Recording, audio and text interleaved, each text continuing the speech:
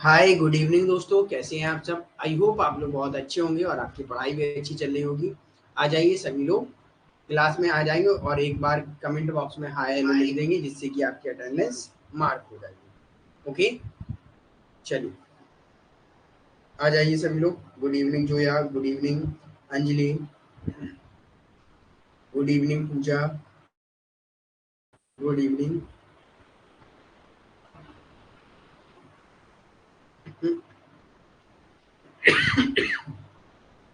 Thank you Zoya, thank you thank you. और आप सबको दोबारा से थैंक यू, क्योंकि मॉर्निंग भी मिले थे अभी भी। और टीचर्स डे के लिए आप सबका बहुत बहुत धन्यवाद, जो आपने हमारे लिए अच्छी अच्छी डिशेस तैयार की हैं वो हमें देने के लिए। यही मेरे लिए बहुत अच्छा गिफ्ट है आपके द्वारा। ओके, चल।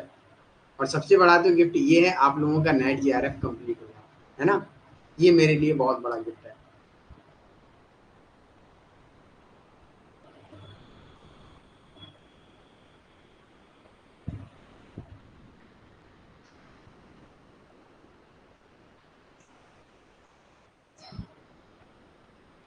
Thank you Guddu, thank you. हाँ, ओनली 26 मिनट की हुई थी। कुछ टेक्निकल प्रॉब्लम की वजह से हमारी क्लास बीच में ही रुक गई थी। इस वजह से फिर दोबारा से वो लिंक जनरेट नहीं हो पाई थी, इसलिए इवनिंग में हम लोग करेंगे क्लास। ओके, चलिए। तो इस क्लास को भी हम लोग बहुत जल्दी से स्टार्ट करेंगे, है ना। और सभी स्टूडेंट आ जाएंगे, 2 मिनट वेट कर लेंगे, उसके बाद हम लोग स्टार्ट करेंगे अपनी क्लास। ओके। और अगर किसी भी स्टूडेंट का डाउट हो तो पूछ सकते हैं। वैसे मेरे हिसाब से डाउट नहीं होना चाहिए। अगर डाउट आता है तो आई होप आप लोगों ने शायद कि एक बार पढ़ा नहीं होगा, उसे पढ़ लीजिएगा, एक बार क्लास देखिएगा, उसके बाद डाउट दोबारा से पूछिएगा। ठीक है, क्योंकि कंपैरेटिव पॉलिटिक्स से स्टार्टिंग में आपको प्रॉब्लम होगी बस, क्योंकि कंपैरेटिव को समझने के लिए आपको स्टार्टिंग में प्रॉब्लम होगी, फिर उसके बाद नहीं होगी। ओके, चलिए। गुड इवनिंग साक्षी।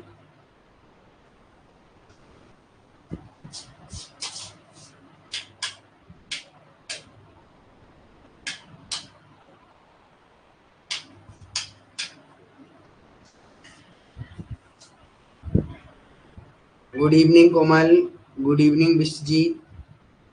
नोट्स नहीं मिले आज, अभी देंगे हम क्लास के बाद। ओके, चल। तो सभी लोगों ने ज्वाइन कर लिया है ना।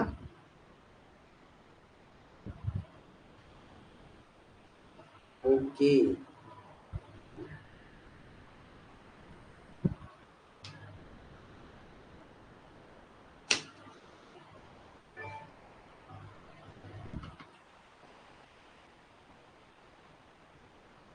चलिए तो स्टार्ट करते हैं आज के सेशन को। Welcome to session, welcome to filler form. मैं अतुल कुमार आप सबका आज के सेशन में स्वागत करता हूँ। स्टार्ट करते हैं। जैसा कि हम लोगों ने अप्रोच में इंट्रोडक्शन भी देख लिया था, और 2 अप्रोच भी पढ़ चुके थे, एक इंस्टीट्यूशनल और एक डेविड ईस्टर्न वाला। ओके, डेविड ईस्टर्न वाला हम लोग ये पढ़ चुके थे, है ना। तो हम लोगों को यहाँ से शायद हम लोगों की क्लास यहाँ रुक गई थी, है ना, यहाँ रुक गई थी। लेकिन हम लोग डेविड ईस्टर्न को दोबारा से देख लेते हैं। ओके, चलिए एक बार थम्स अप दीजिए और इसके बाद हम लोग क्लास स्टार्ट करेंगे।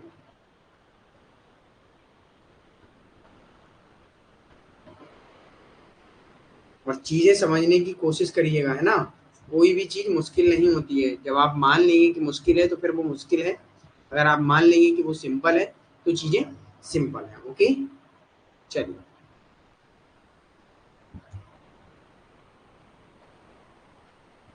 ओके, पहले मैं अपना मोबाइल थोड़ा सही कर लूँ ताकि आपके कमेंट मुझे दिखते रहें। चलिए, डेविड ईस्टन ने जैसा कि हमने आपको बताया था कि कंपैरेटिव पॉलिटिक्स में डेविड ईस्टन ने बताया था कि परंपरागत दृष्टिकोण कैसा है और क्यों है। तो उसके बारे में हम लोगों ने देखा था। रॉय मैक्रेडिस एवं डेविड ईस्टन ने आलोचना की थी संस्थागत दृष्टिकोण की। और संस्थागत दृष्टिकोण में सिर्फ क्या हो रहा था, वहाँ इंस्टीट्यूशन के बारे में अध्ययन किया जा रहा था। लेकिन डेविड ईस्टन एंड रॉय मैकग्रेटिस ने कहा था कि भाई संस्थाओं के अकेले अध्ययन करने से हम लोग एक राज्य के व्यवहार में या व्यवहार को हम लोग समझ नहीं सकते हैं। ओके, तो इसके बारे में देखते हैं। फिर डेविड ईस्टन ने अपना एक सिद्धांत दिया, किसके अगेंस्ट दिया, तो इंस्टीट्यूशनल अप्रोच के अगेंस्ट उसकी आलोचना के करने के बाद उन्होंने अपना सिद्धांत दिया जनरल सिस्टम थ्योरी। तो जनरल सिस्टम थ्योरी की मैंने आपको बताया था, इसे हम लोग क्या कहते हैं, ब्लैक बॉक्स मॉडल भी कहते हैं, इनपुट आउटपुट मॉडल भी कहते हैं। इनपुट आउटपुट तो जानते होंगे आप लोगों ने, कंप्यूटर पढ़ा होगा, है ना, सेम वैसा ही, जिसको हम लोग आगे समझेंगे। तो इन्होंने कहा कि चीजें कैसी होनी चाहिए, एक समाज को समझने के लिए हमें समाज के साथ समाज का व्यवहार भी हमें देखना होगा, एक साइकोलॉजिकल लोगों के मनोवैज्ञानिक का हमें अध्ययन करना पड़ेगा, और लोगों जिस परिस्थिति में रह रहे हैं उसका भी अध्ययन करना पड़ेगा। अर्थात हमें एक समाज के बारे में कैसा करना चाहिए कि भाई ज्ञान का अनुभवजन्य खोज होना चाहिए, मतलब एम्पेरिकल होना चाहिए, प्रैक्टिकली। ओके, व्यवस्थित निर्माण की आवश्यकता होती है, सिद्धांत सामान्यीकरण का उच्चतम क्रम है। उनके बारे में सर यह थ्योरी किसने लिखी है? देखिए ये मॉडल है या थ्योरी भी कह सकते हैं, general system theory David Easton का है, ये थिंकर का नाम है। जनरल सिस्टम थ्योरी किसने दी, तो डेविड ईस्टन ने दी। ओके करिश्मा, याद रखिएगा। तो इसमें ये मैंने आपको बताया था, ये इनकी परिभाषा है, इस समाज और राजनीति एक व्यवस्थित व्याख्या की खोज को प्रेरित करते हैं। ओके, तो इन्होंने बताया है कि उनका जो विचार था वो कैसे था। उन्होंने कहा कि भाई एक तुलनात्मक अध्ययन में क्या है, अगर हमें दूसरे राज्य के बारे में ज्ञान, मतलब दूसरे राज्य के बारे में हमें चीज़ें सीखना है या अध्ययन करना है कि भारत देश कैसा है, तो भारत देश की हम संस्थाओं का अध्ययन कर लें, उससे तो हमें भारत देश के बारे में पता नहीं चलेगा। हम लोग जब तक वहाँ के लोगों के बारे में, वहाँ के कल्चर के बारे में, वहाँ की जो भी व्यवस्थाएं उनके बारे में अध्ययन नहीं करेंगे, तब तक हमें वहाँ का पता नहीं चलेगा कि कैसा शासन है या कैसी व्यवस्था है। ओके, याद रखिए। Good evening Chinki. ये चीजें आपको याद रखनी है कि इनका सिद्धांत कैसा है, ज्ञान की अनुभवजन्य खोज के लिए अर्थात एम्पेरिकल, ठीक है, और व्यवस्थित निर्माण के लिए सिद्धांत के सामान्यीकरण एवं उच्चतम क्रम है ये। ओके, तो ये जो बात कहते हैं कि हमें किसी भी अध्ययन करना है किसी राज्य का, तो कैसे करना चाहिए, संस्थाओं का भी होगा और एक एम्पेरिकल होगा।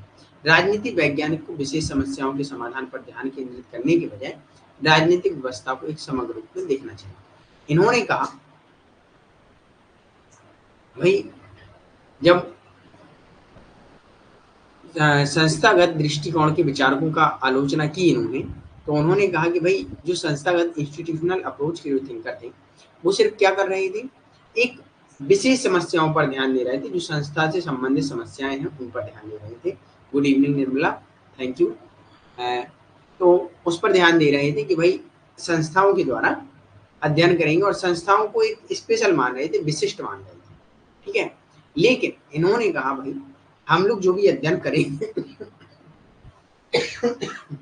सॉरी, हम लोग जो भी अध्ययन करेंगे वो ऐसा अध्ययन करेंगे जिससे कि हम लोग मान के चलिएगा, एक अगर थर्ड वर्ल्ड कंट्री जैसे भारत में हम लोग जाएं तो वहां भी वो चीजें अप्लाई कर सकें, हम लोग ऐसा अध्ययन करेंगे, इसकी बात करते हैं। इसलिए इन्होंने क्या किया कि विशेष समस्याओं के समाधान पर ध्यान केंद्रित करने के बजाय एक राजनीतिक व्यवस्था को समग्र रूप में देखना चाहिए, मतलब सभी जगह समान रूप से उन समस्याओं का हल होना चाहिए। ओके, क्लियर है यहाँ तक? अगला पॉइंट है, ये बात करते हैं नॉलेज की कि नॉलेज कैसी होनी चाहिए, एक तथ्यात्मक एवं अनुभवजन्य डेटा को जोड़ते हैं साथ। मतलब क्या है, इसे समझ लीजिए। जो संस्थागत दृष्टिकोण था वो सिर्फ फैक्चुअल इंफॉर्मेशन की बात कर रहा था, लेकिन ये कहते हैं समाज को जानने के लिए फैक्चुअल इंफॉर्मेशन भी आवश्यक है और एम्पेरिकल डाटा भी, अनुभवजन्य जो भी अनुभव किया है उस डेटा की आवश्यकता होती है कि राजनीति में हम लोगों ने क्या अनुभव किया है, कैसे जान सकते हैं।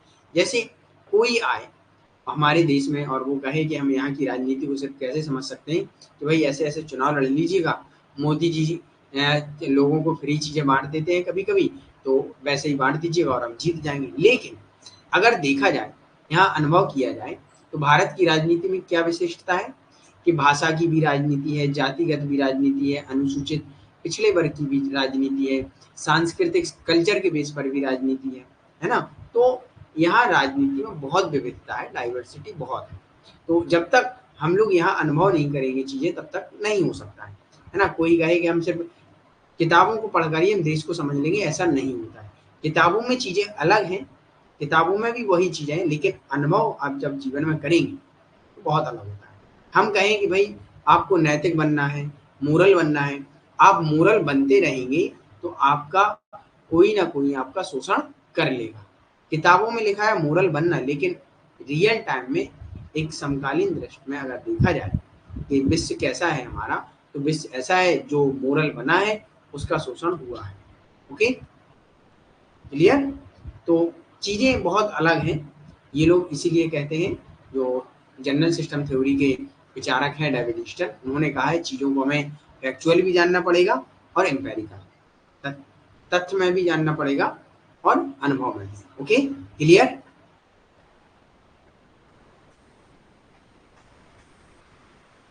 अच्छा, गवर्नमेंट की तरफ से राजस्थान में फ्री में स्मार्टफोन दिए जा रहे हैं। ओके, तो अब ये कहीं ना कहीं चीजें अलग है ना।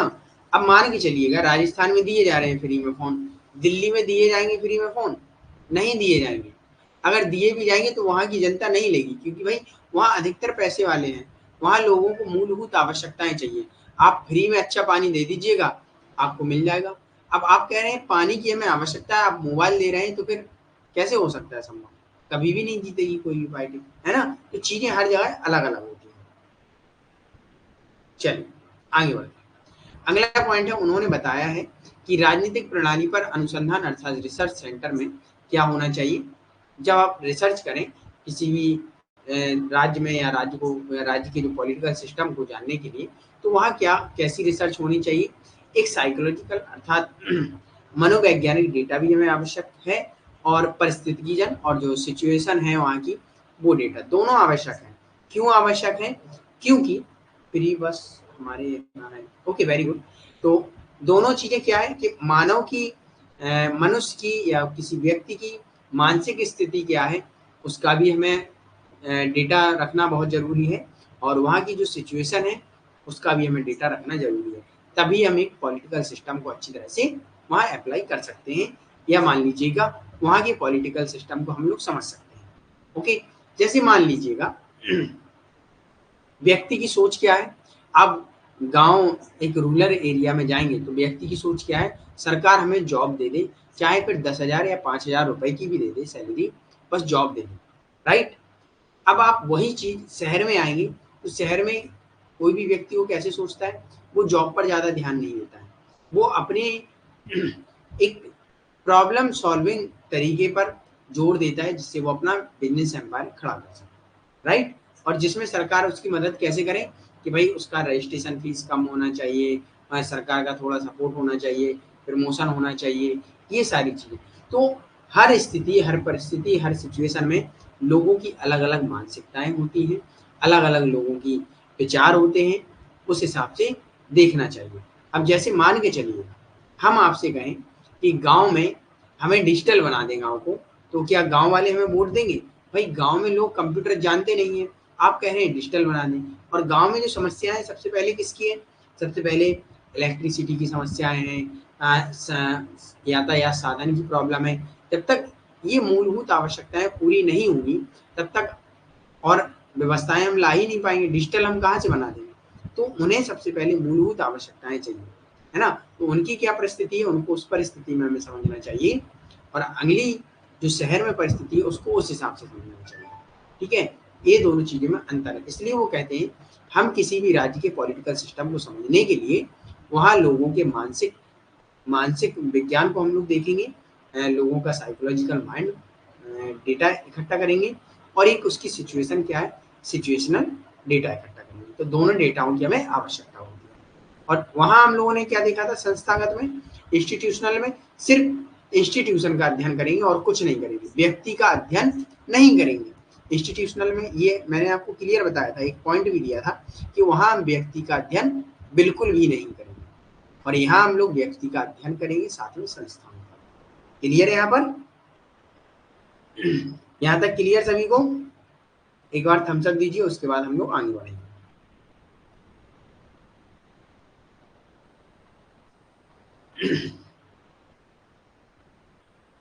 चलिए ओके, आगे देखते हैं। प्रतिभागियों के व्यक्तित्व एवं प्रेरणाओं एवं प्राकृतिक एवं सामाजिक वातावरण से निकलने वाले प्रभाव, अर्थात जो भी पार्टिसिपेंट्स हैं, हम उनके व्यक्तित्व को पढ़ने के लिए एवं उनकी मोटिवेशन प्रेरणाओं को देखने के लिए क्या करेंगे, उनकी हम जो एनवायरमेंट है उसका क्या प्रभाव पड़ता है उन पर, उसका भी हम लोग अध्ययन करेंगे। जैसे मान लीजिएगा आप हैं, आप किस सिचुएशन में पढ़ाई कर रहे हैं, जेआरएफ कर रहे हैं, मायने रखता है। और अन्य स्टूडेंट है, वो किस सिचुएशन में पढ़ाई कर रहा है, वो भी मायने रखता है। जैसे मान लीजिएगा कई स्टूडेंट इसमें ऐसे भी होंगे जिनके यहाँ हो सकता है इलेक्ट्रिसिटी की व्यवस्था ना हो, है ना, हो सकता है नेट के लिए पैसे ना हो, और कई स्टूडेंट ऐसे होंगे जिनके पास सारी सुविधाएं हैं, लाइट 24 घंटे है, नेट उनके पास अनलिमिटेड है, या दिन में 4 क्लास करनी है तो चारों क्लास के लिए डेटा है उनके पास अनलिमिटेड है। और कई स्टूडेंट के पास नहीं है, ओनली दिन में उन्हें 1 GB या 2 GB मिलता है और उसमें उन्हें काटना है। तो दोनों के ऊपर इन्वायरमेंट उनका कैसा है उसका प्रभाव पड़ता है। तो उन्होंने कहा है कि जो भी प्रतिभागी हैं उनके व्यक्तित्व, उनके मोटिवेशन, उनके नेचर एवं उनके सोशल एनवायरनमेंट का हमें अध्ययन करना पड़ेगा। क्लियर? चलिए आगे बढ़ते हैं। राजनीतिक जीवन आमतौर पर वो कहते हैं असंतुलित स्थिति में है, असंतुलित स्थिति में है और इसे संतुलित हम लोग नहीं कर सकते। क्यों नहीं कर सकते? ना इसे संतुलित महसूस किया जा सकता है, क्योंकि हर समय अलग अलग समस्याएं आती हैं, हर समस्या का अलग अलग सॉल्यूशन होता है। तो ये चीजें उन्होंने कही हैं। ओके, तो एक चीज याद रखिएगा, डेविड ईस्टन के द्वारा राजनीतिक जीवन कैसा है, असंतुलित स्थिति में कभी भी संतुलित नहीं हो सकता, क्योंकि इन्वायरमेंट के अनुसार अलग अलग परिस्थितियां होंगी और अलग अलग समाधान होंगे। ओके, क्लियर है यहाँ तक?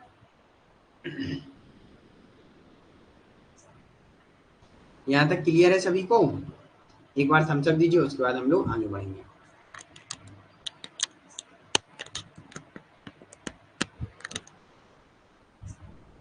Okay, thank you. चलिए जोया क्या है सर, प्लीज क्या करना है बताइए।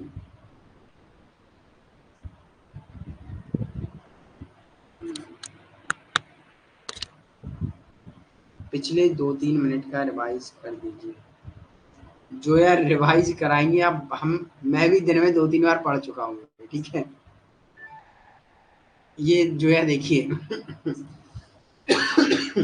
मैं समझ सकता हूँ आपके ऊपर आपके एनवायरनमेंट का क्या असर है, ठीक है, लेकिन ये आपका रिकनेक्ट होने से प्रॉब्लम बहुत हो जाती है, ठीक है। ये चीज समझ लीजिएगा, 2-3 मिनट का ये है। ये कहते हैं किसी भी राज्य का हमें अध्ययन करने के लिए वहाँ हमें अनुभव करना पड़ेगा चीजें, और वहाँ के एनवायरनमेंट को हमें देखना पड़ेगा। व्यक्ति किस स्थिति या परिस्थिति, किस सिचुएशन में कैसा काम कर रहा है, उसके बारे में हमें अध्ययन करना पड़ेगा। तभी हम लोग क्या कर सकते हैं, एक राज्य की राजनीति अर्थात पॉलिटिकल सिस्टम को समझ सकते हैं। क्लियर? ओके, क्लियर हो गया जो या? सिर्फ इतना सा याद रखना है और कुछ नहीं करना है। यहां तक क्लियर हुआ? ओके, चलिए आगे बढ़ते हैं। अब डेविड ईस्टन बात क्या करते हैं, राजनीति में निम्नलिखित विशेषताएं, क्या विशेषताएं हैं उनके बारे में ये बात करते हैं। इकाइयां, सीमाएं हैं राजनीतिक व्यवस्था में, यूनिट्स एंड बाउंड्रीज हैं, इनपुट आउटपुट है, एक प्रणाली के भीतर भेदभाव भी है, एक प्रणाली के भीतर एकीकरण अर्थात इंटीग्रेशन भी है। उन्होंने ये राजनीति के निम्नलिखित विशेषताओं की पहचान की है कि एक ही प्रणाली के अंदर क्या क्या है, यूनिट्स, बाउंड्रीज, भाई उसके अंदर कई यूनिट है, अलग अलग व्यवस्थाओं में अलग अलग काम करते हैं, कई बाउंड्रीज है, लिमिट भी लगाई जाती है, और इनपुट आउटपुट होते हैं। इनपुट क्या होते हैं, जैसे जनता द्वारा जो मांग की जाती है, मान लीजिएगा जनता द्वारा सरकार से मांग की गई कि हमें स्वच्छ पानी चाहिए, तो सरकार क्या बनाएगी, एक आउटपुट में एक पॉलिसी बनाएगी कि जनता को स्वच्छ पानी मिलना चाहिए। ये होता है इनपुट आउटपुट। जब इनका मॉडल हम लोग देखेंगे तब हमें समझ में आ जाएगा। Okay, clear? इसके भीतर भेदभाव भी होते हैं, कभी कभी ज़्यादा लोगों की बात सुन ली जाती है, कभी कभी नहीं सुनी जाती है, और कभी कभी सारे लोगों को एकीकरण में मध्य बीच का रास्ता निकाल दिया जाता है जिसमें सबका भला होता है। ओके, इतना सा ये आप सिंपल वे में समझ लीजिएगा। आगे हम लोग एक डायग्राम के थ्रू समझेंगे। ये डायग्राम आप लोग देख रहे हैं, ये सभी को क्लियर है? एक बार हम सब दीजिएगा तो मैं समझ लूंगा कि हाँ चीजें आपको क्लियर है। और ये डायग्राम आपको समझना बहुत इंपॉर्टेंट है। इसी डायग्राम को हम लोग क्या कहते हैं, इनपुट आउटपुट मॉडल भी कहते हैं, डेविड ईस्टन का input output and black box, क्योंकि ये पूरा काला बक्सा है ना। ओके, चलिए अब अच्छा ये डायग्राम आप लोगों को दिख रहा होगा, तो कुछ चीजें समझ में आ रही हैं आपको कि नहीं, बताइए।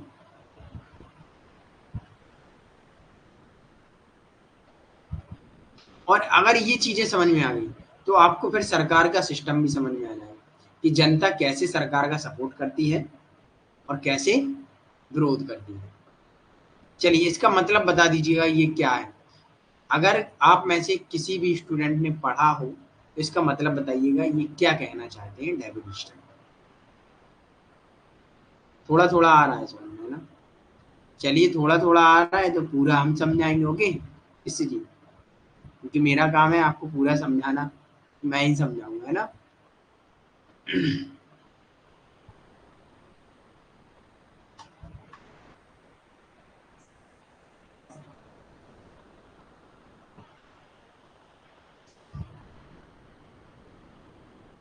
और किसको आ रहा है समझ में? यस यस, वेरी गुड जो है, यस गुड विश्वजीत। चलिए कोई बात नहीं, साक्षी बिल्कुल भी समझ में नहीं आ रहा, कोई बात नहीं।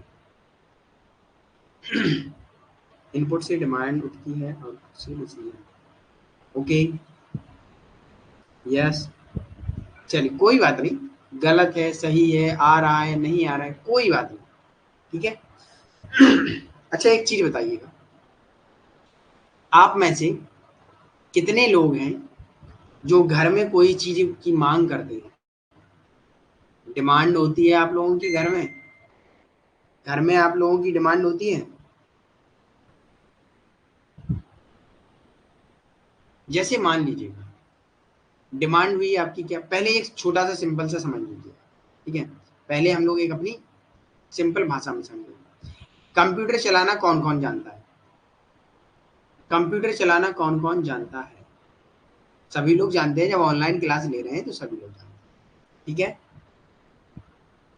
अभी पॉलिटिकल वर्ड छोड़ दीजिएगा, राजनीति के जितने भी टेक्निकल शब्द हैं उन्हें छोड़ दीजिएगा, आप लोग एकदम लोकल लैंग्वेज में आ जाइएगा, ठीक है। एकदम देसी भाषा में आ जाइए मेरे साथ, तब चीजें समझ में आ जाएंगी आपको। कंप्यूटर चलाना जानते हैं? कंप्यूटर जानते हैं, ठीक है। कंप्यूटर नहीं जानते, कैलकुलेटर चलाना जानते हैं? इतना तो जानते होंगे, ठीक है। अब इतना भी नहीं जानते होंगे तो फिर मैं इसके अलावा कुछ नहीं कर सकता, ठीक है। तो कंप्यूटर में जब हम लोग कोई चीज, मान लीजिए कोई फाइल बनाते हैं, मान लीजिए एक कैलकुलेटर है, कैलकुलेटर में हमने जोड़ना घटना घटाना किया, मतलब add and equal, multiply divide सब कुछ किया, तो उसने हमने मान लीजिए 2 × 2 दिया, और उसने आउटपुट में हमें क्या दिया, इनपुट हमने कितना किया 2 × 2, आउटपुट 4 दिया, तो इनपुट क्या हुआ और आउटपुट क्या हुआ? चीजें समझ में आई? इनपुट आउटपुट समझ में आया सब? बस ये दोनों समझ लिए। अब ये चीजें यहीं भूल जाइएगा, इनपुट आउटपुट क्या होता है समझ गए। जैसे मान लीजिए आप खाना खाते हैं, आउटपुट में हमको एनर्जी मिलती है, खत्म, ठीक है। अब हम लोग देखते हैं, डेविड ईस्टन कहते हैं भाई एक गवर्नमेंट पॉलिटिकल सिस्टम कैसे काम करता है, वो चीजें वो समझाते हैं इनपुट आउटपुट मॉडल से। तो वो बात करते हैं कि डिमांड जनता द्वारा उठती है, जनता द्वारा मांग उठी, मांग क्या उठी, मान लीजिएगा किसानों के लिए मांग उठी कि सरकार MSP, MSP minimum support price होता है, तो जिसमें क्या होता है, गेहूं के लिए एमएसपी निर्धारित किया जाता है, सभी फसलों के लिए एक ऐसा मिनिमम प्राइस डिसाइड कर दिया जाएगा जिसमें कि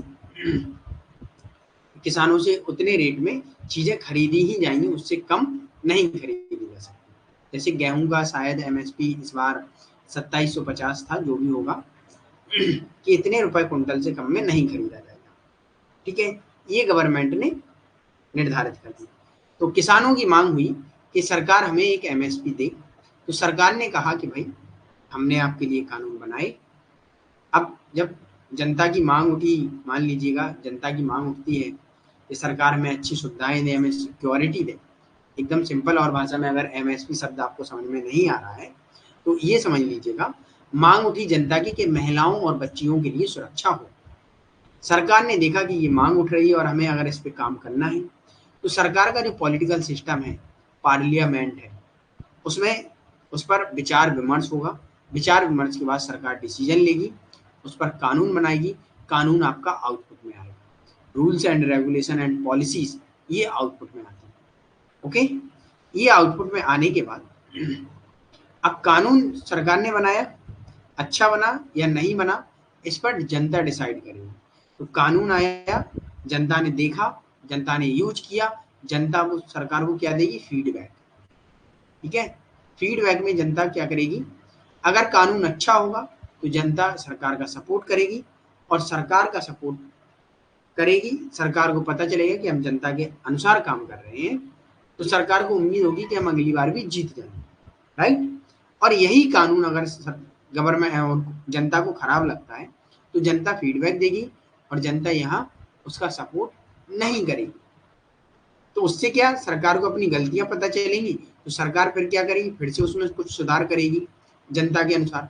अगर जनता की मान लीजिएगा जनता उसका सपोर्ट करती है तो अच्छी चीज है, और जनता उसका विरोध करती है तो उसमें ये कुछ संशोधन फिर से करते हैं, फिर से ले जाते हैं, फिर से डिसीजन लेते हैं, फिर से उसे मैनिपुलेट करते हैं और अच्छे से अच्छा बनाते हैं।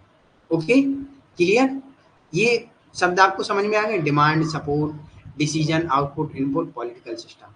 ठीक है, इसे बोलते हैं ब्लैक बॉक्स, इसके अंदर खिचड़ी पकती है, मतलब कानून बनता है। ओके, ये क्लियर हुआ? फीडबैक भी आपको क्लियर हुआ। अब एक शब्द दिख रहा होगा आपको, एनवायरमेंट। एनवायरमेंट क्या है, चलिए बताइए। आप लोगों ने बोल तो दिया है सर समझ में आ रहा है, एनवायरमेंट बताइए क्या है। एनवायरमेंट क्या है, ये आपका राज्य है। एनवायरमेंट में जनता आती है, तो एनवायरमेंट से मांग उठती है, जो जनता द्वारा मांग उठती है। ओके, डिमांड जो उठती है वो एनवायरमेंट में उठती है कि भाई सरकार अच्छा काम कर रही है, सरकार अच्छा काम कर रही है। अब जनता द्वारा मतलब एनवायरमेंट द्वारा एक मांग उठी कि जनता को सिक्योरिटी होना चाहिए, महिलाओं के लिए सिक्योरिटी होना चाहिए, चौराहों पर पुलिस 24 घंटे होनी चाहिए, है ना। ये एनवायरमेंट से मांग उठती है, सपोर्ट जनता द्वारा होता है, फीडबैक भी जनता द्वारा मिलता है। ठीक है, ये सारी चीजें एनवायरमेंट के अंदर घूमती रहती है। क्लियर? अब यहाँ सिर्फ इतना चीज याद रखना है कि इनपुट में चीजें क्या है, डिमांड एंड सपोर्ट, आउटपुट में रूल मेकिंग। ओके, इतनी चीज, rule making, rule education, rule apply करना एंड रूल मॉडिफिकेशन। ओके, इतनी चीजें आपको याद रखना है। ओके, हाँ वातावरण तो कह ही सकते हैं, एनवायरमेंट का हिंदी में वातावरण होता है। ओके, डिमांड का मांग होता है, सपोर्ट का समर्थन होता है, डिसीजन का निर्णय होता है। तो आउटपुट में आपको इतना याद रखना है, निर्णय, रूल मेकिंग। ओके, आउटपुट में क्या है, रूल मेकिंग है, और इनपुट में डिमांड एंड सपोर्ट है। क्लियर? एनवायरमेंट में जनता है।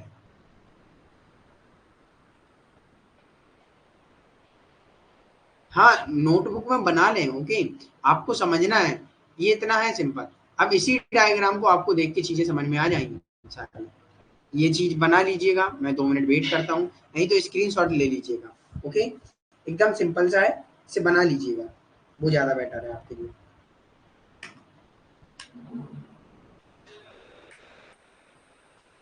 बन जाए तो एक बार थम्स अप दे दीजिएगा, जिससे कि हम लोग आगे बढ़ेंगे। ओके,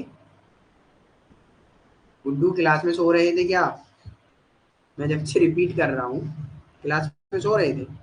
चलिए, रिपीट कर देता हूँ। तो फिर बना लीजिएगा। देखिए गुड्डू, एनवायरमेंट क्या है? जनता है, जो आपका मान लीजिएगा आपका मोहल्ला, ठीक है, एनवायरमेंट, और आपकी सरकार मान लीजिएगा आपका सभासद, ठीक है। एक छोटे स्तर से हम लोग समझेंगे तो बड़े स्तर पर आपको समझ में आएगा। अब आपने कहा कि हमारी मांग है कि हमारे मोहल्ले में साफ सफाई हो, तो आपके सभासद ने अपनी कमेटी में बैठ के एक नियम बनाया, डिसीजन लिया कि आपके मोहल्ले में सफाई शाम को और सुबह दोनों टाइम होगी। आउटपुट में उन्होंने डिसीजन ले लिया सफाई सुबह शाम होगी। अब अगर सफाई सुबह शाम होती है तो आप फीडबैक देंगे, फीडबैक अच्छा और बुरा दोनों भी होता है। अगर सफाई होगी तो आप सपोर्ट करेंगे, सफाई नहीं होगी तो आप विरोध करेंगे। विरोध करेंगे तो जब आपके सभासद या आपकी मोहल्ले की जो भी छोटी मोटी सरकार है, सभासद की कमेटी है, तो वो डिसीजन दोबारा से लेगी कि भाई कहाँ गलतियां हो रही हैं, उसको सॉल्व करेगा। ओके, अगर डिसीजन सही लिए जाते हैं तो सरकार को पता चल जाता है कि हम अगली बार जीतेंगे या नहीं, और नहीं लेती है तो उसे पता चल जाता है अगली बार हम जीतेंगे या नहीं। तो ये चीज़ें ही डिसाइड कर देती हैं अगली बार गवर्नमेंट बनेगी या नहीं बनेगी। ये सारी चीज़ें उन्होंने बताई हैं अपने ब्लैक बॉक्स मॉडल में, ठीक है। ये पॉलिटिकल सिस्टम देखने में बहुत छोटा लग रहा है डायग्राम, लेकिन चीज़ें बहुत ज़्यादा समझा रहा है। शब्द को पकड़िएगा। डिमांड, मांग बहुत प्रकार की होती है, किसानों की अलग होती है, ट्रेड यूनियन की अलग होती है, छात्रों की अलग होती है, महिलाओं की अलग होती है, व्यापारियों की अलग होती है ना, लेबर संगठन की अलग होती है ना, सी पोर्ट की अलग होती है। हर कोई की अलग अलग मांग होती है और हर किसी का सपोर्ट भी अलग अलग होता है ना। अगर आप व्यापारियों का सपोर्ट लेंगे तो आपको अच्छा भाई चुनावी बॉन्ड मिलेगा। जब चुनावी बॉन्ड मिलेगा, सरकार अच्छे से प्रचार करेगी, तो जीतना स्वाभाविक है, ठीक है। ये चीजें आपको याद रखनी है। क्लियर है यहाँ तक? ओके गुड्डू, अब थोड़ा बहुत तो दिमाग में घुसा होगा कि नहीं? अभी भी नहीं?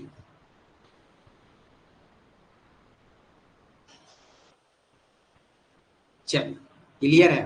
ओके, नहीं तो एक छोटा सा और एग्जाम्पल ले लीजिएगा।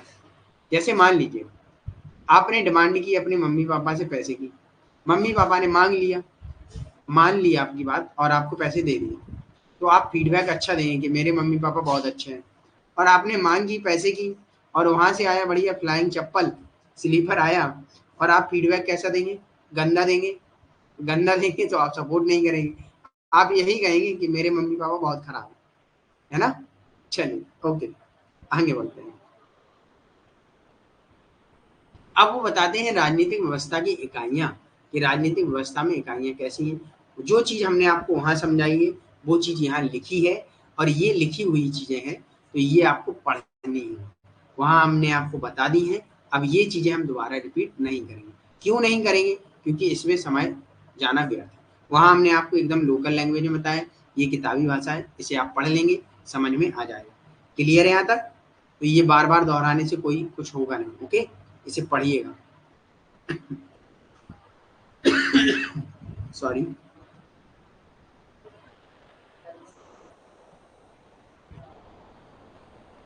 यस, वही चीज है ना।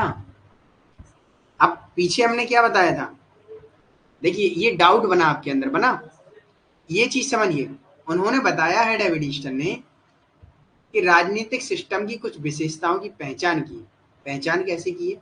कि राजनीतिक प्रणाली के भीतर भेदभाव भी होता है, बहुसंख्यक में होंगे, अल्पसंख्यक भी होंगे, तो डिमांड सबकी उठेगी।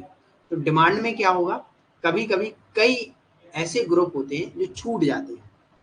ओके, तो गवर्नमेंट क्या देखती है, जो ग्रुप सबसे बड़े होते हैं उनका समर्थन कर लेती है गवर्नमेंट, उनके अनुसार डिसीजन ले लेती है, राइट।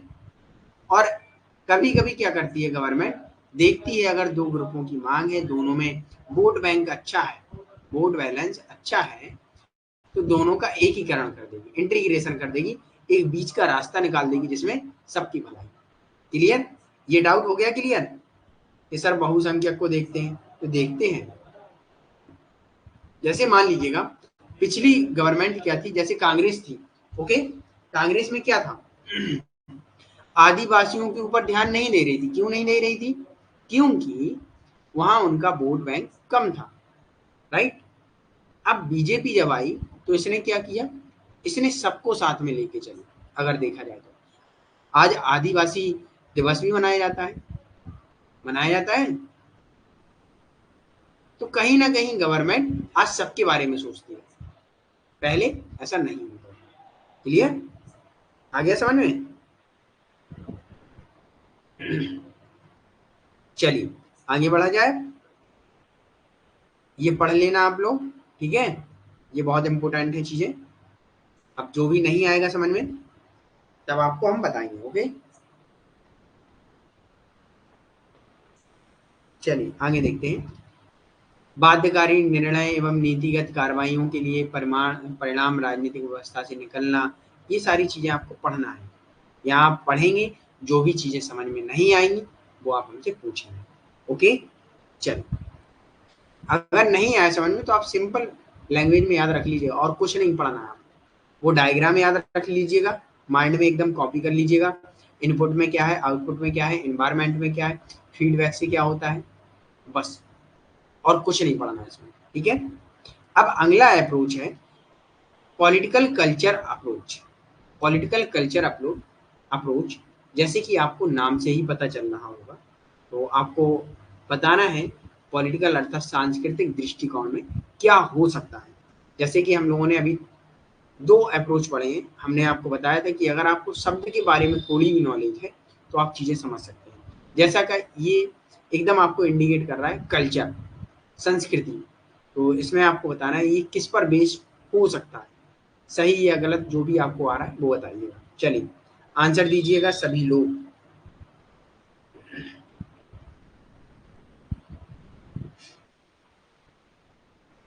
चलिए आंसर कीजिए। साक्षी, गुड्डू, करिश्मा, पंकज, अंजलि, जोया, साबा हुसैन, फुलनाज, कोमल, मुनिया, प्रियंका और न्यू स्टूडेंट, मुझे नाम याद नहीं आ रहा है, आज ही कल आए हैं, तो 1-2 बार आप लोग जवाब देंगे तो नाम ऑटोमेटिक याद हो जाएगा, है ना? चलिए आंसर दीजिए।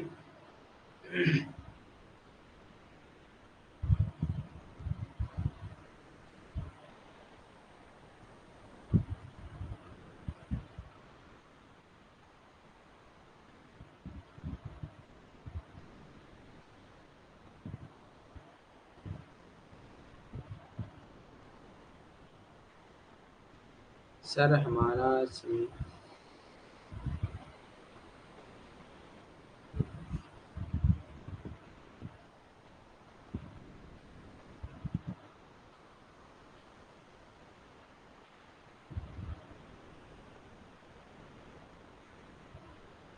समाज संस्था परिवार। यस, चलिए अब देख लेते हैं हम लोग। जैसा भी है आप लोगों ने दिया, कम से कम कोशिश की आंसर देने की, यही बहुत बड़ी बात है। ठीक है? तो पॉलिटिकल कल्चर में क्या होता है, पॉलिटिकल कल्चर में क्या होता है ये चीज समझ लीजिएगा। इनके अनुसार इस कल्चर के सॉरी इस दृष्टिकोण के विचारकों के अनुसार क्या है, इस दृष्टिकोण के विचारक सिर्फ ये कहते हैं कि जो तुलनात्मक राजनीति का अध्ययन है अनुभवजन्य बनाने के लिए लोकप्रिय है, अर्थात संक्रमणकालीन समाजों का विश्लेषण। ये बात करते हैं संक्रमणकालीन अर्थात ट्रांजिशनल सोसाइटीज। संक्रमणकालीन जैसे मान लीजिएगा भारत है, युगांडा है, साउथ अफ्रीका के देश हैं। ये संक्रमणकालीन, इनमें नैरो होता है, एक समाज होता है कि भाई इनका कल्चर बहुत पुराना होता है, परंपराओं को बहुत ज़्यादा मानते हैं। तो यहाँ की राजनीति कैसे काम करती है इनके बारे में ये बात करते हैं। तो ये इस दृष्टिकोण के जो विचारक हैं वो बात करते हैं, लूसियन पाई है। आगे हम लोग इनकी बुक देखेंगे और इनके बारे में भी चर्चा करेंगे। तो इन्होंने कहा है, लूसियन पाई ने, कि हमें किसी देश के बारे में जानने के लिए वहाँ हमें लोगों के साथ रहकर उनके परिवार, उनके कानून, उनकी संस्थाओं, उनके कल्चर, मतलब संबंध, एक परिवार के संबंध, लोगों का मतलब लोगों का अध्ययन करना पड़ेगा हमें, उनकी संस्कृति का अध्ययन, उनकी चुनाव प्रणाली, उनकी शक्ति, उनके प्रभाव, उनके बारे में हमें उनके साथ रहकर उनके बिहेवियर, उनके व्यवहार का अध्ययन करना पड़ेगा, तभी हम उन लोगों के बारे में जान पाएंगे। ओके, तो सीधी सी बात आपको याद रखनी है, पॉलिटिकल कल्चर अप्रोच में क्या है, वहाँ के संक्रमणकालीन समाजों का विश्लेषण अध्ययन, उनका व्याख्यात्मक अध्ययन किया जाता है। ओके, उनके परिवार, निर्विज्ञान, ओके, एंथ्रोपोलॉजी एवं सोशियोलॉजी, मतलब मानव विकास जो विषय है उसका अध्ययन किया जाता है। क्लियर? ओके, अब इसे हम समाजशास्त्र और निर्विज्ञान अर्थात एंथ्रोपोलॉजी की अवधारणा से उधार लेते हैं। उससे हमने इसे लिया है। तो भाई मान लीजिएगा जो मानव विकास संस्थाएं हैं, मानव विकास है, तो मानव का विकास कैसे हुआ है, इस सब्जेक्ट से हमने उस राजनीतिक संस्कृति दृष्टिकोण को उधार लिया है। ओके, साक्षी वर्ड के मीनिंग आपको समझ नहीं आते हैं तो समझना पड़ेगा आपको। ओके, कल्चर, संस्कृति। अब आपकी संस्कृति क्या है, आपका खान पान क्या है, जैसा आपका खान पान है हम आपकी खान पान के बारे में सिंपल सी भाषा में समझ लीजिए। मैंने कहा कि हमें साक्षी के बारे में इंफॉर्मेशन दीजिए। अब साक्षी की इंफॉर्मेशन कैसे हो सकती है, हमने कहा साक्षी की हमें एजुकेशनल इंफॉर्मेशन दीजिए, उनकी शिक्षा की जो भी इंफॉर्मेशन है वो दीजिए। हमें साक्षी के बारे में सब कुछ बताइए। ठीक है, अब हमें साक्षी के बारे में सब कुछ कैसे पता चलेगा, साक्षी की हमें शिक्षा के बारे में पता चलेगा, साक्षी के हमें जब हम साक्षी के फैमिली का अध्ययन करेंगे उनके बारे में पता चलेगा, साक्षी का हम रूटीन पर डे का कि भाई कितने बजे उठती हैं, कितने बजे सोती हैं, कितने बजे खाना खाती हैं, कितने बजे दोस्तों से मिलने जाती हैं, कितने बजे पढ़ती हैं। तभी हम साक्षी के मान के चलिएगा हम साक्षी के परिवार के बारे में भी अध्ययन करेंगे, तभी हम साक्षी के बारे में सारी डिटेल सही से बता पाएंगे कि इनके परिवार का ऐसा ऐसा नियम है, इनके यहाँ 10 बजे के बाद बाहर घर से बाहर निकलने नहीं दिया जाता है, इनके पापा पढ़ाई के लिए ज़्यादा फोर्स करते हैं, ये सारी चीज़ें हम बता पाएंगे। सेम ऐसा ही एक राज्य में आप लोग अप्लाई कर दीजिएगा। एक राज्य में क्या होता है, जब हम लोग किसी राज्य के बारे में अध्ययन करेंगे तो वहाँ लोगों के परिवारों के बारे में अध्ययन करेंगे, लोगों की संस्कृति के बारे में अध्ययन करेंगे, लोगों के कानून, संस्थाओं, चुनाव प्रणाली, वहाँ इलेक्टोरल सिस्टम क्या है, वहाँ की पावर कैसी है, वो लोग किन से प्रभावित हैं, देवी देवताओं से प्रभावित हैं कि नेताओं से प्रभावित हैं कि महापुरुष एक लीडर से प्रभावित है, किससे प्रभावित है, इन सारी चीज़ों के बारे में अध्ययन हम लोगों को करना पड़ता है। ओके, किसमें, पॉलिटिकल कल्चर अप्रोच में। क्लियर? विश्वजीत देखिए, हिंदी इंग्लिश दोनों हमने शब्द दिए हैं, ठीक है, और एग्जाम में भी आपसे शुद्ध में हिंदी पूछा जाएगा, ठीक है, ये नहीं पूछा जाएगा, हिंदी में वो भी शब्द 2-3 लिए जाएंगे। इसीलिए कहा जाता है कि इंग्लिश जो लैंग्वेज है वो सिंपल है, एकदम सरल है, हिंदी बहुत कठिन है, ठीक है, बहुत नहीं फिर भी कठिन है, क्योंकि हिंदी में अब मान लीजिएगा मैंने आपको बताया निर्विज्ञान, निर्विज्ञान क्या होती है, एंथ्रोपोलॉजी होती है। अब निर्विज्ञान को हम लोग क्या कहते हैं, मानव विकास विज्ञान भी कहा जाता है। अब आपको आ जाए कि सर मानव विकास आया था तो हमने गलत कर दिया, तो बिल्कुल गलत हो जाएगा भाई, आपका आंसर ही गलत हो जाएगा। ये सही है, मानव विकास भी कहा जाता है, इसलिए मैंने आपको दोनों शब्द बताए, निर्विज्ञान या मानव विकास दोनों आ सकते हैं, ठीक है। तो थोड़ा थोड़ा इंग्लिश भी आप लोग पढ़ते जाइए। ओके, क्लियर है यहाँ तक?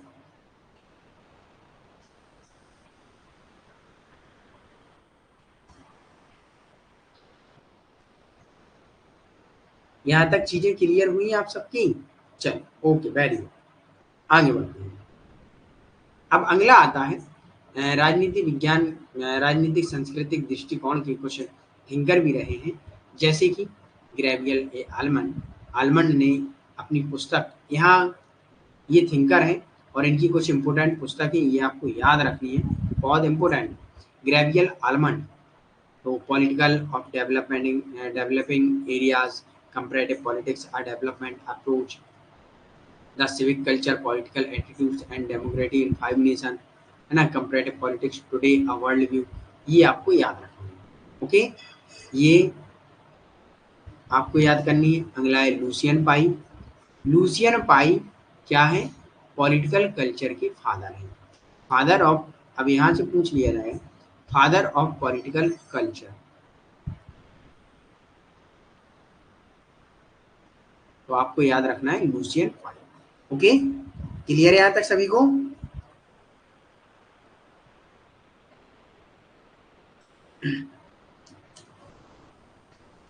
या फिर पूछ लेंगे, sorry, father of cultural politics या culture politics. Okay, yes, Lucian Pye नाम है, एक विचारक का नाम है Lucian Pye. Okay, Lucian Pye की जो पुस्तक है political culture and political development. Okay, फिर आते हैं सिडनी वर्मा, इनकी भी पुस्तक का नाम याद रखिएगा। ये भी विचारक है, एक विचारक, दो विचारक, थिंकर हैं। ठीक है, सिडनी वर्मा, पुस्तक का नाम है small group and political behaviour, study of leadership. अगला पॉइंट है एलिट्स, अगली पुस्तक है elites and the idea of equality, a comparison of Japan, Sweden and USA. तो यहाँ आपको याद रखना है, कभी कभी इस पुस्तक में आपको कंफ्यूज कर देते हैं, पूछ लेते हैं कि सिडनी बर्वा की जो पुस्तक है elites and the idea of equality में किन किन देशों का कंपैरिजन किया है। तो याद रखिएगा जापान, स्वीडन एंड यूएस। यहाँ यूके कर देते हैं तो आपको कंफ्यूज भी करेंगे। ओके, क्लियर है यहाँ तक? सॉरी, यहाँ तक क्लियर है सभी को?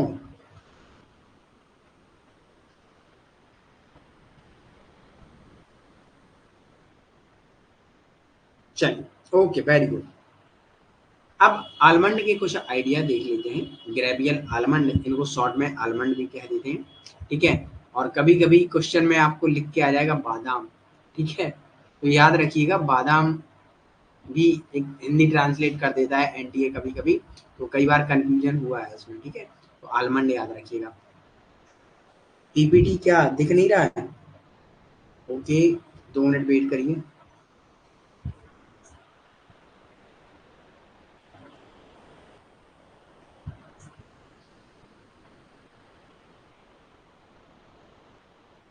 यहाँ तो क्लियर आ रहा है पीपीटी में, बाकी सभी को क्लियर है कि नहीं?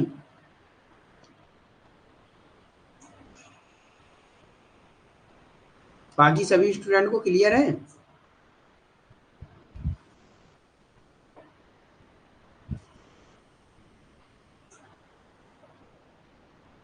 सभी को तो क्लियर है जोया?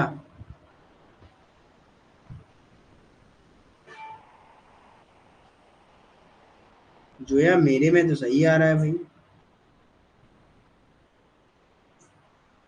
जोया आपके में इसलिए दिख रहा होगा क्योंकि आप साइड में चैट बॉक्स भी खोले होंगे, ओपन किए होंगे, है ना? तो आपको चैट भी दिख रही होगी, तो ऑटोमेटिक आपके मोबाइल में स्क्रीन छोटी हो जाएगी। ठीक है, तो चैट बॉक्स को हटा दीजिएगा। ओके,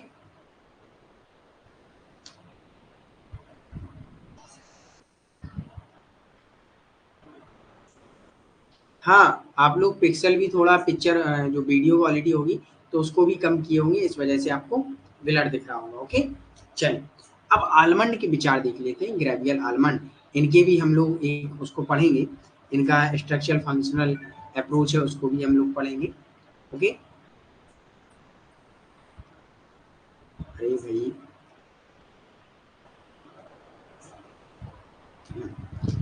उनका मानना है कि राजनीतिक संस्कृतियों का संस्कृतियों अर्थात कल्चर का अनुभव जन्य रूप देखा जा सकता है और वैज्ञानिक रूप से उन्हें समझा भी जा सकता है। अब इन्होंने कहा है भाई, ये पॉलिटिकल कल्चर से संबंधित है, तो इन्होंने कहा है कि हम राजनीतिक संस्कृति है, जो भी पॉलिटिकल कल्चर है, उनको हम लोग देखेंगे, अनुभव भी करेंगे, एम्पेरिकल रूप से हम लोग उनको ऑब्जर्व भी करेंगे, लेकिन उनका जो हम लोग अध्ययन करेंगे उन्हें वैज्ञानिक रूप से हम लोग समझ भी सकते हैं। इन्होंने क्या कहा कि भाई राजनीति में जो कल्चर है उसको हम समझ भी सकते हैं, देख भी सकते हैं, अनुभव भी कर सकते हैं, और उसे हम लोग प्रूव करने के लिए वैज्ञानिक रूप से उसे समझ भी सकते हैं। ओके, तो अगला पॉइंट है राजनीतिक प्रणाली भूमिकाओं की एक प्रणाली है जिसे अनुभवजन्य रूप से वैज्ञानिक रूप से देखा जा सकता है और समझा जा सकता है। अब यहाँ एक चीज याद रखिएगा, यहाँ पूछा जाएगा कि किस विचारक ने माना है कि राजनीतिक अर्थात पॉलिटिकल सिस्टम को एम्पेरिकल रूप से हम लोग ऑब्जर्व कर सकते हैं, अर्थात अनुभवजन्य कर सकते हैं, अनुभवजन्य रूप से समझ सकते हैं और वैज्ञानिक रूप से उसे देख सकते हैं, समझ सकते हैं। तो किस विचारक ने कहा? ग्रेवियल आलमंड ने। ओके, याद रखिएगा। उन्होंने उनके वर्गीकरण एवं राजनीतिक व्यवस्था के विश्लेषण के आधार पर संरचनाएं और संस्कृतियां हैं। उन्होंने राजनीतिक व्यवस्थाओं के मॉडल की खोज की है जो कि सिस्टम के प्रति व्यक्तियों की अभिव्यक्तियों को प्रतिबिंबित करती है। एक चीज याद रखिएगा, ग्रेवियल आलमंड का जो स्ट्रक्चर फंक्शनल अप्रोच है वो किसके अपोजिट में आया है, अर्थात किसकी आलोचना में आया है, तो डेविड ईस्टन के ब्लैक बॉक्स मॉडल के अपोजिट में आया था। ब्लैक बॉक्स मॉडल के अपोजिट में क्यों आया, क्योंकि उसमें क्या कहा गया था सॉरी उसमें उन्होंने इनपुट आउटपुट बता दिया था, लेकिन ग्रेवियल आलमंड ने थोड़ा उसको और विस्तार में बताया है। उनके मॉडल को खराब नहीं कहा, उस मॉडल का और विस्तार कर दिया है, उसे हम लोग आगे देखेंगे। ओके, ये चीजें आपको क्लियर हुई यहाँ तक। ग्रेवियल आलमंड क्या कहते हैं? ग्रेवियल आलमंड कहते हैं कि राजनीतिक संस्कृति को हम लोग अनुभव भी कर सकते हैं, एम्पेरिकल रूप से भी समझ सकते हैं, एवं वैज्ञानिक रूप से भी समझ सकते हैं। ठीक है, मतलब हम लोग व्यवहारिक रूप में देख सकते हैं और वैज्ञानिक रूप से समझ सकते हैं। क्लियर है यहाँ तक?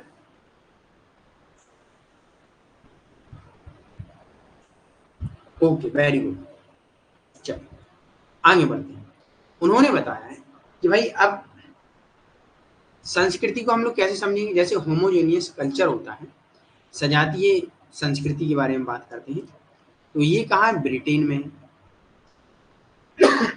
अब हम लोग देखेंगे ब्रिटेन में जो कल्चर है, वहाँ अगर अनुभव करेंगे आप चीजें, ब्रिटेन में क्या है, चाहे कोई भी जाति का हो, चाहे अश्वेत हो, चाहे काला हो, चाहे गोरा हो, इंग्लिश बोलते हैं, अच्छे से रहते हैं। वहाँ हम लोग ये नहीं बता सकते कि कौन किस जाति का है, कौन किस देश का है ब्रिटेन में, राइट? बता सकते हैं? नहीं बता सकते। हम लोग ये चीजें अनुभव करते हैं, लेकिन वैज्ञानिक रूप से अगर देखा जाए तो वहाँ लोग कैसे हैं, वहाँ सब लोग एक ही कल्चर को मानने लगते हैं, सब लोग इंग्लिश में बात कर रहे होते हैं, है ना? होता है। वैज्ञानिक रूप से हम लोगों ने क्या देखा कि भाई वहाँ लोग तो अलग अलग हैं, लेकिन हम लोगों ने अनुभव क्या किया कि ब्रिटेन में सारे लोग एक ही भाषा बोल रहे हैं और समझ रहे हैं सबको अच्छे से, कल्चर भी एक ही मान रहे हैं, राइट? तो वहाँ हम लोगों ने क्या कि जो संस्कृति है उसे हम लोग कैसे समझ सकते हैं, एक अनुभव कर सकते हैं एवं वैज्ञानिक रूप से हम लोग समझ सकते हैं। क्लियर? अगला है एलिट मास कल्चर, अर्थात कुलीन जन संस्कृति भारत में चलती है। कुलीन अर्थात ऐसे कुछ लोगों का समूह या ऐसे कुछ लोगों का शासन होता है जो जैसे पैसे में अच्छे हों, जो पढ़ाई जो उनकी शिक्षा भी अच्छी हो, ऐसे एलिट आते हैं जो पैसे में अच्छे हों। ठीक है, भारत में हम लोग कल्चर को कैसे डिफाइन करते हैं? जिनके पास पैसा होगा वो अमीर होंगे, जिनके पास कम पैसा होगा वो गरीब होंगे, राइट? यहाँ का कल्चर ऐसा है, मतलब यहाँ लोगों के बीच में भेदभाव हम लोग सामने देख सकते हैं, अनुभव कर सकते हैं कि ये गरीब होगा, ये अमीर होगा, कर सकते हैं ये चीजें, है ना? ये चीज याद रखना है। अगला चाइना, सब्जेक्ट पॉलिटिकल कल्चर, अर्थात चाइना में क्या है, सारे गवर्नमेंट के अंडर रहेंगे, किसी को कुछ नहीं करना, सब एक है ना? अगला है युगांडा, पैरोकियल कल्चर, अर्थात संकीर्ण एक नैरो संस्कृति होती है, एक दबी कुचली संस्कृति, लेकिन उनका भी एक कल्चर है अपने आप में मायने में। इनके भी हम कल्चर को दूर से देख लेंगे कि भाई ये है ऐसे, है ना? ये युगांडा साइड है, जैसे लोग लाठियों पर चलते हैं, वहाँ लोग पुरानी संस्कृति देवी देवताओं को भी मानते हैं, शक्तियों को मानते हैं, राइट? तो ऐसा कल्चर है, वहाँ लोगों को हम लोग अलग पहचान सकते हैं। तो कई ऐसी संस्कृतियां हैं जहाँ हम लोगों को पहचान सकते हैं और कई ऐसी संस्कृतियां हैं जहाँ हम लोगों को पहचान भी नहीं सकते। जैसे अमेरिका में जाइएगा तो अमेरिका में हम लोग सारे लोग वहाँ क्या इंग्लिश बोल जाएंगे, अमेरिकी हो जाएंगे, होता है ऐसा ही। Okay, clear? तो यहाँ से क्वेश्चन कैसे बनेंगे ये चीज इंपोर्टेंट रखिए यार। यहाँ से सीधा क्वेश्चन बनेगा एज इट इज कि सजातीय संस्कृति से संबंधित कौन है, ये दे देंगे और आपको सामने मैच द फॉलोइंग दे देंगे, है ना? कि सजातीय संस्कृति तो ब्रिटेन, कुलीन जन संस्कृति भारत, विषय राजनीतिक संस्कृति चाइना, संकीर्ण संस्कृति युगांडा। यहाँ ऑप्शन चेंज कर देंगे या पूछ लेंगे इनमें से कौन सा ब्रिटेन से संबंधित है या कौन सा भारत से संबंधित है, ऐसे आपको क्वेश्चन दे देंगे। Okay, clear? यहाँ तक क्लियर सभी को? सेकेंड नंबर तो आ ही जाएगा। यस, अभी हम लोग जब मल्टीकल्चरलिज्म पढ़ेंगे, ठीक है, बहुसंस्कृतिवाद, उसमें हम लोग अच्छे से पढ़ेंगे, चीज़ें और समझेंगे, क्योंकि फर्स्ट यूनिट का ये टॉपिक है आइडियोलॉजी वाला, तो वो छूट गए हैं कई, शायद 3 या 4 टॉपिक छूटे हुए हैं, उनको हम लोग कवर करेंगे। ओके, चलिए। सर गूगल मीट नहीं, वो शायद जीतू सर ही करेंगे, है ना। अब आप लोग सर से अगर डिमांड करते हैं कि हमारी फैकल्टी से गूगल मीट कराइएगा, तब टीम उस पर कुछ एक्शन करेगी, है ना। चल आगे आते हैं। यस, मैच द फॉलोइंग भी आ सकते हैं। देखिए, ये चीज याद रखिएगा कि क्वेश्चन कैसा भी बने, आपको आपने जो भी पढ़ा है कैसे भी मैनिपुलेट करके पूछ ले एनटीए, ठीक है, आपको आंसर सही पता होना चाहिए सिर्फ, बस एक चीज याद रखिएगा, एनटीए हर बार क्वेश्चन रिपीट करती है, सिर्फ क्वेश्चन को क्या करती है, मैनिपुलेट करती है।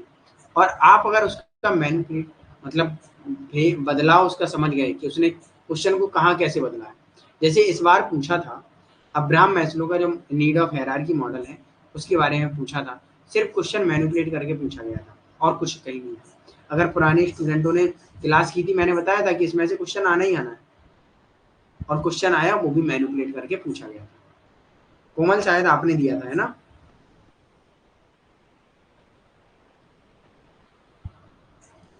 सारी फैकल्टी होंगी, चलिए क्लास के बाद मैं पूछता हूँ टीम से। ओके,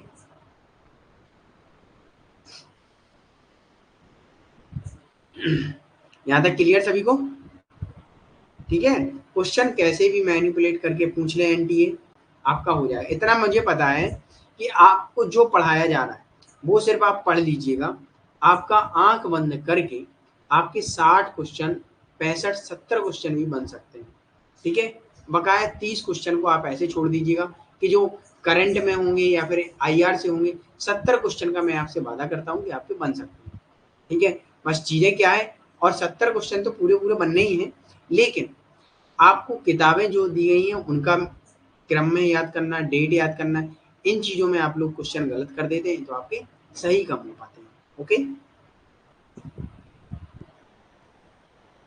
यस, चलिए, ओके, आगे बढ़ते हैं।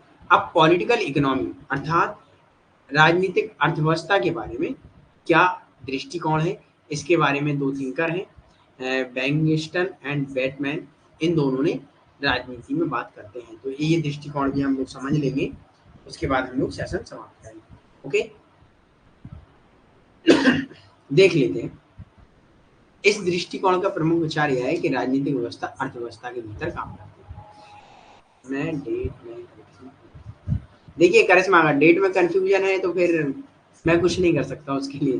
ओके, तो इस दृष्टिकोण में क्या कहा जाता है कि जो भी राजनीतिक व्यवस्था है, जिस राज्य की हम लोग राजनीतिक व्यवस्था के बारे में अध्ययन करना चाहते हैं, वहाँ की जैसी पॉलिटिकल इकोनॉमी होगी, जैसी राजनीतिक अर्थव्यवस्था होगी, वैसी वहाँ की राजनीति होगी। ओके, तो इन्होंने कहा है कि जो राजनीतिक व्यवस्था है, पॉलिटिकल सिस्टम है, वो किस पर निर्भर है, इकोनॉमी पर निर्भर है। ओके, तो इसमें दो थिंकर आते हैं, बैंगिस्टन एंड बैटमैन। ये कहते हैं कि राजनीतिक अर्थव्यवस्था राजनीतिक व्यवहार और संस्थाओं के विश्लेषण के लिए लागू अर्थशास्त्री पद्धति है। अर्थात जो राजनीतिक पॉलिटिकल इकोनॉमी है और पॉलिटिकल बिहेवियर है, वो संस्थाओं का विश्लेषण के लिए है, संस्थाओं में विश्लेषण करेगा। इकोनॉमी क्या है, उनकी इकोनॉमिक सिस्टम, इकोनॉमिक मेथड क्या है, उसके बारे में हम लोग देखते हैं।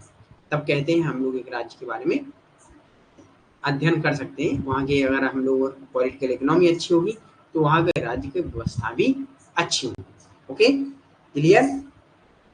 अगला पॉइंट है, जिस ढांचे के भीतर राज्य आर्थिक सवालों एवं राजनीतिक और अर्थशास्त्र की अन्योन्यश्रित मतलब अर्थ आश्रित होते हैं, एक दूसरे पर आश्रितता से मतलब एक पर आश्रित डिपेंड होते हैं, इंटरडिपेंडेंस से निपटता है, उसे हम लोग राजनीतिक अर्थव्यवस्था कहते हैं।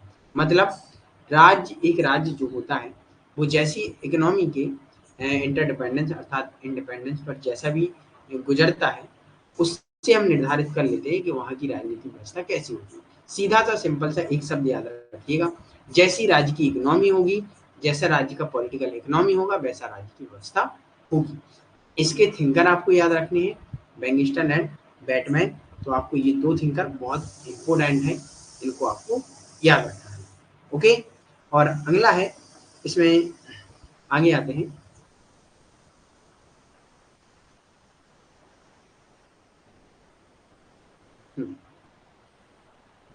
इसका विकास कैसे हुआ ये चीज और समझ लीजिएगा आप लोग। इवोल्यूशन ऑफ पॉलिटिकल इकोनॉमी, इसके बारे में बात करते हैं।